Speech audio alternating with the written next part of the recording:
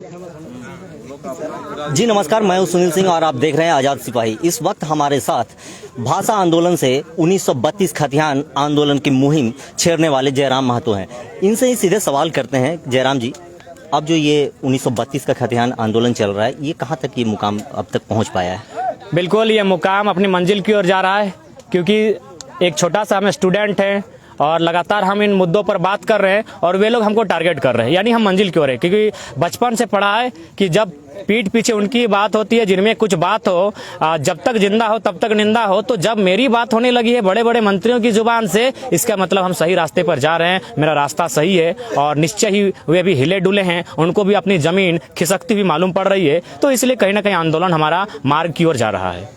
जयराम जी, जिस तरह से आंदोलन जो मुहिम जिस तरह से पकड़ा है पूरे झारखंड में, और जो धनबाद और बोकारो से आप लोगों के द्वारा शुरू किया गया था, अब ये आंदोलन राज्य भर में है, लेकिन जिस तरह से पार्टी सभी जो राजनीतिक मेन स्ट्रीम के जो दल हैं, वो उसमें कहीं ना कहीं मतभेद है, हर कोई एक मत में नहीं आ रहा है। तो क्या लगता है कि ये आने वाले 2024 चुनाव में कोई एक नया दल या नया गठबंधन इस तरह का कोई आए जो 1932 का खतियान और यहाँ के स्थानीय नीति नियोजन नीति पर ही बात करे, जो यहाँ के मूल जो बातें हैं, जो जल जंगल जमीन, उसकी ही बात हो?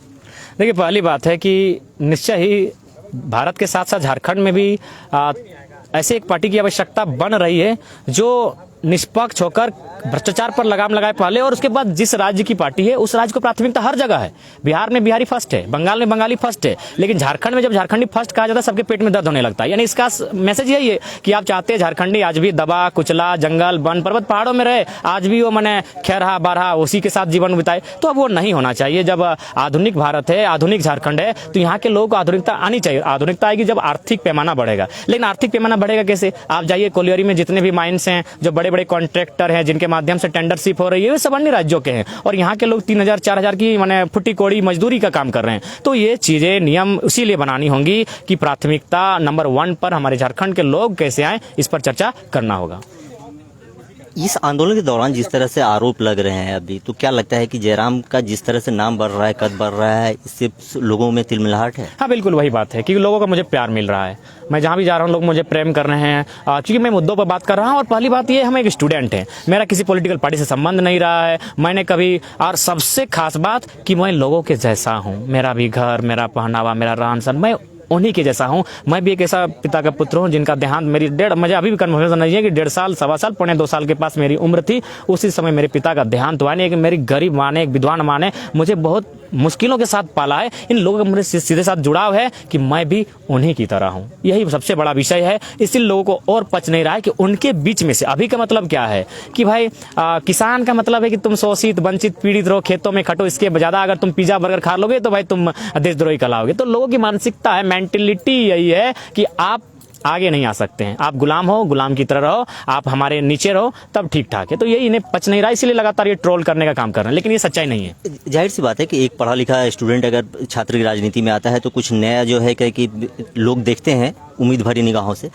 एक सवाल जो बहुत ज़्यादा यहाँ पर सबसे उभर करके सामने आ रहा है कि जो स्थानीय नीति की जो आप बात कर रहे हैं, जो खतियानी की बात कर रहे हैं, वो संवैधानिक नहीं है।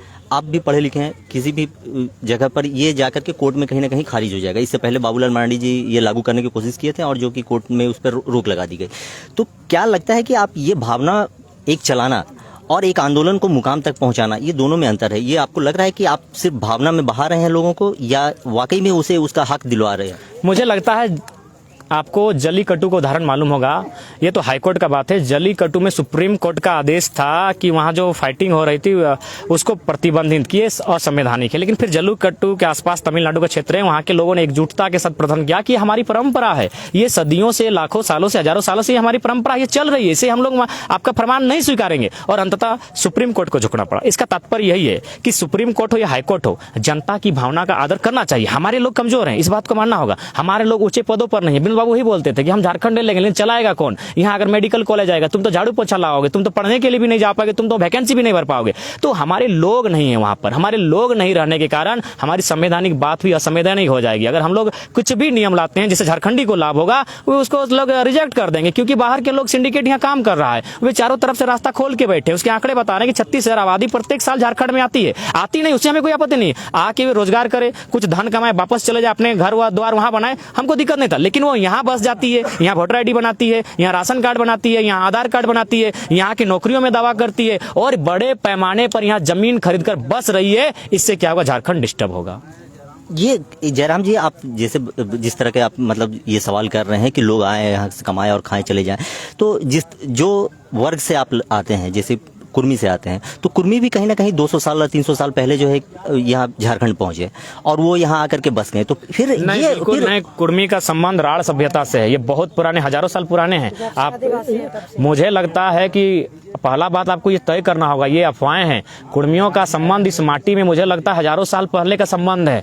ये आदि बस कहता है हम लोग इस पठार पहाड़ के, हमारे सारे कल्चर, हमारी सारी चीजें, इन नदियों के साथ हमारा इतिहास है, इन पर्वत पहाड़ों के साथ हमारा इतिहास है। तो कुछ लोगों को इसलिए कुर्मियों से ईर्ष्या होती है, सही बात है, क्योंकि हमारी एक मेजोरिटी की आबादी है, 25% है। और सबसे दुख की बात है, आज तक हम लोग कभी शासन नहीं कर पाए, इसीलिए कि लोगों की हमेशा निगाहें। मैं उन लोगों से यही प्रश्न करूंगा कि जब कुर्मी माओं का मांग का सिंदूर उजड़ा, जब बहनों की चूड़ी टूटी, उस समय आप कहाँ थे? आपका 1950 के बाद जितनी भी शहादत हुई है कोल्हान से कोयलांचल तक 70 to 80% कुर्मियों का हुआ है। उस समय आपने कहा नहीं कहा कि भाई कुर्मी लोग अकेले शहादत क्यों दे रहा है? और आज दुर्भाग्य की बात है, जी नहीं, हमारा अति प्राचीन इतिहास रहा है। आप DNA जांच कर ले, हमारा संबंध हजारों साल पुराना है झारखंड की माटी में।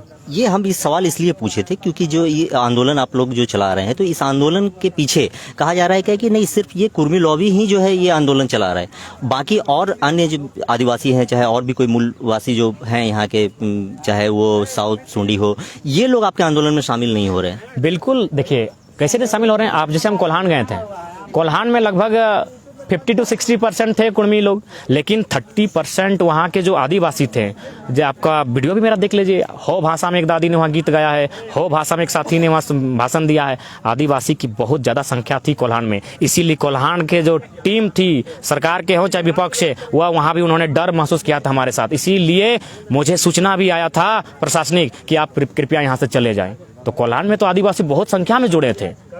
यही नहीं, मैं कोडरमा गया था, कोडरमा में जहाँ तक मेरा अनुमान है कुर्मी की आबादी उतनी नहीं है, होगा अगर 5% होंगे। और जिस जगह मैंने सभा किया था वो तो यादव बहुल सभा था, वहाँ 99% यादव लोग थे कोडरमा में। और फिर मेरा कार्यक्रम होने वाला है बरकट्ठा में, आपका बरही में, वहाँ तो कुर्मी की आबादी लगभग बहुत कम है, अगर है भी तो बहुत कम है। तो ऐसा नहीं है, ये आंदोलन धीरे धीरे जन आंदोलन का रूप ले रहा है। दूसरी बात, जब झारखंड का आंदोलन स्टार्ट हुआ था, इसे पहले लोगों ने कहा था कि ये आदिवासी का आंदोलन है, फिर विनोद बाबू एंट्री होती है और वे प्रयास करते हैं, तब लोग कहते हैं कि ये महतो मांझी का आंदोलन है, फिर धीरे धीरे लोग कहते हैं ये झारखंड का आंदोलन। और एक बात सीधा जान लीजिए दादा, एक कुलीन वर्ग होता है, कुलीन वर्ग किसी जाति विशेष कर, हर जाति में कुलीन लोग होते हैं, मेरी भी जाति में हो सकते हैं, आदिवासी में भी कुछ लोग संपन्न है, तो हम तो कुछ एक कुलीन वर्ग होता है, वह दलित भी हो सकता है, वह मुसलमान भी हो सकता है, वह ब्राह्मण रहे, भूमियार रहे, क्षत्रिय रहे, वैश्य रहे, कुलीन हर समाज में हो सकते हैं। कुलीन यानी जो संपन्न लोग हैं, तो कुलीन वर्ग एक होता है। कुछ लोग ऐसे भी हैं जिनको मुगलों की गुलामी से फर्क नहीं था, जिनको अंग्रेजों की गुलामी से फर्क नहीं था। एक व्यापारी वर्ग भी होता है, उससे फर्क नहीं है, कोई आए उनका व्यापार चलता है, अंग्रेजों के टाइम में चला था, मुगलों के टाइम में चला था।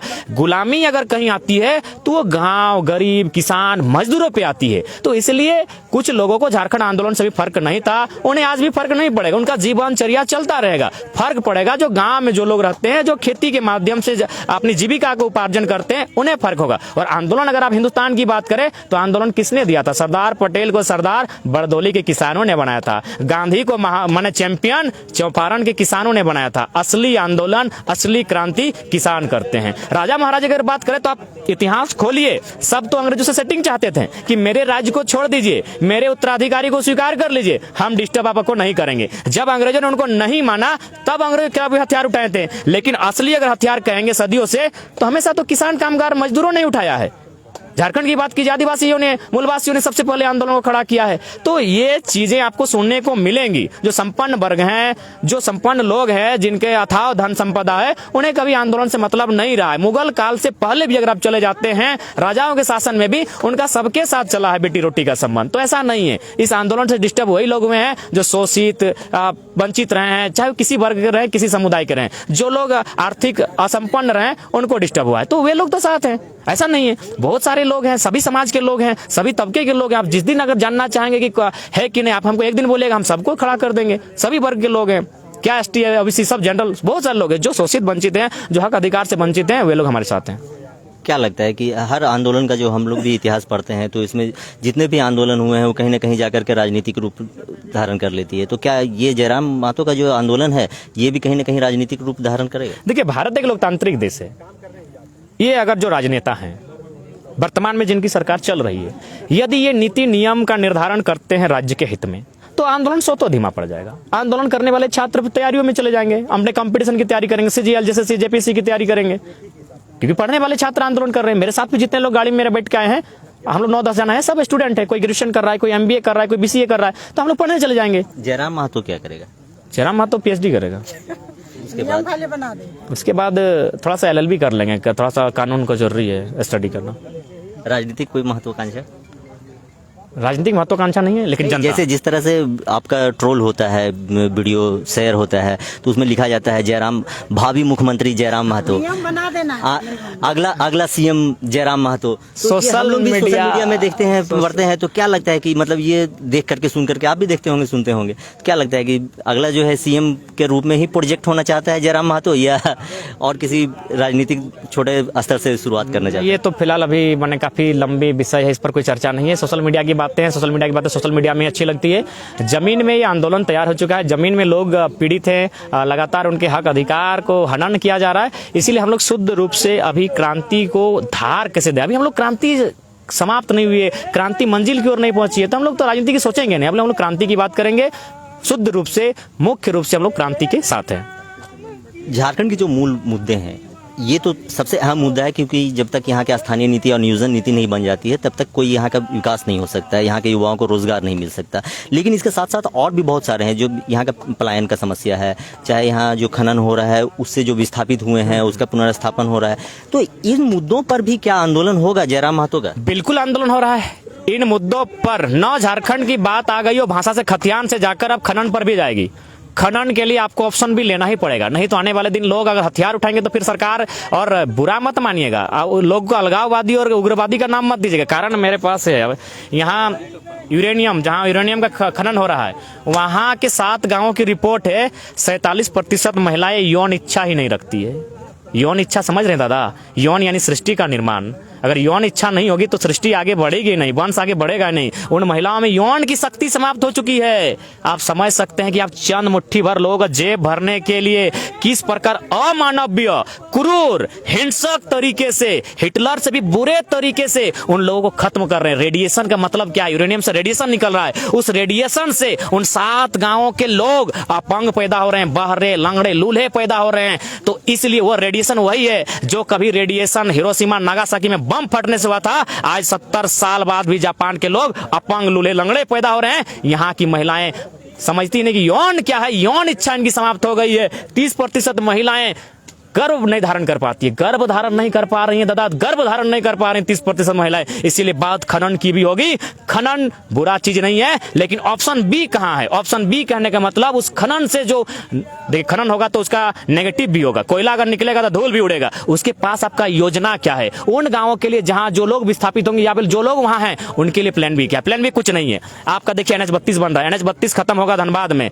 आप ये बताइए, वहां एक रोड को तो बना दिए, प्लान है कि इसको इधर से लेके जाएंगे, लेकिन जब वहां ओपन कास्ट की तैयारी आप करेंगे ही करेंगे आने वाले दिन। प्लान बी कहां है? उन गांवों को आप खेत कहां देते हैं, उन्हें पानी कहां देते हैं? प्लान बी पे कोई काम नहीं करता। चंद मुट्ठी भर लोगों का यह देश बन रहा है, चंद उद्योगपतियों का। इसलिए लड़ाई खनन की भी होगी कि खनन हमारा तो भाई मरण का है हमारा, खनन भी हमारा और मरण भी हमारा, दोनों हमारा। ये दुनिया में कहीं नहीं हुआ, इसलिए लड़ाई जरूरी है दादा। धन्यवाद। धन्यवाद। तो ये थे जयराम महतो, जिन्होंने कहा कि अब ये 1932 के खतियान के बाद में अब खनन को लेकर भी आंदोलन पूरे राज्य भर में चलाया जाएगा। अब बने रहिए हमारे साथ, देखते रहिए आजाद सिपाही। धन्यवाद।